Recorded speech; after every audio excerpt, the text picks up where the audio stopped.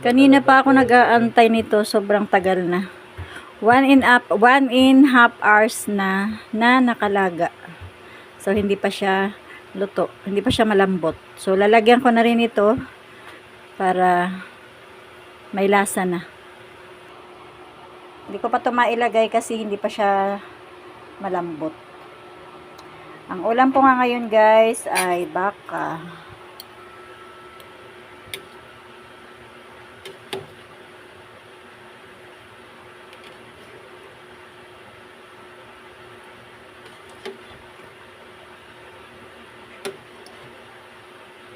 Yan.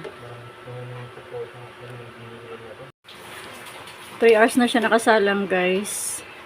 So, tinusok ko kanina ng tinidor. Malambot na siya. Kaya ilalagay na natin itong ating gulay.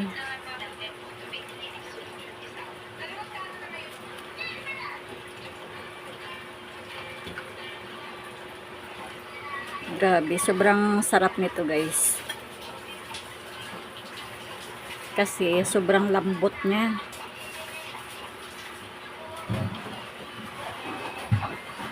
Pag malambot kasi guys yung pagkakalaga, isa yan sa nagpapasarap.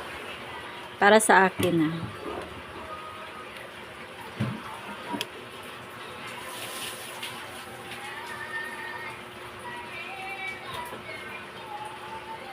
Higop-higop tayo ng sabaw.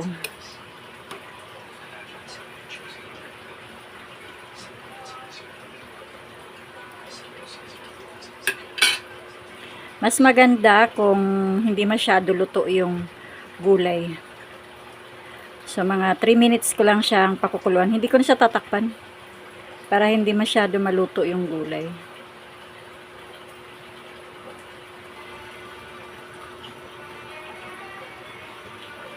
Kinuha ko na yung isang mais guys kasi yun lang daw kakainin niya.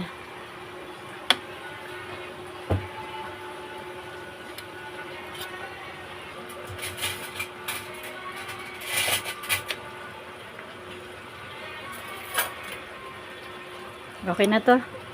Tara, kain tayo. Guys, kumuha ko ng sabaw Sarap. Tara, kain tayo. Lunch time na.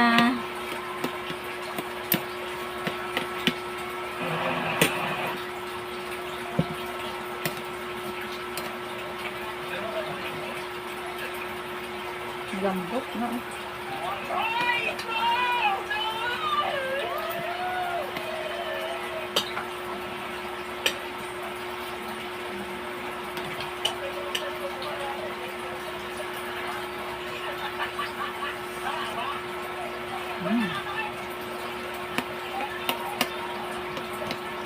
Sarap.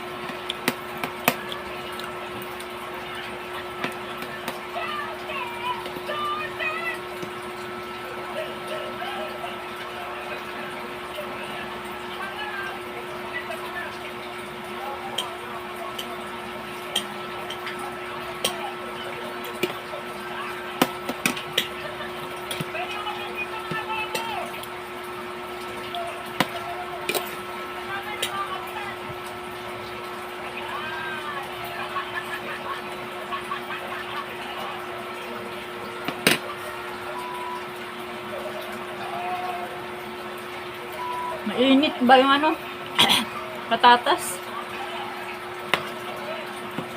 Paso dila ko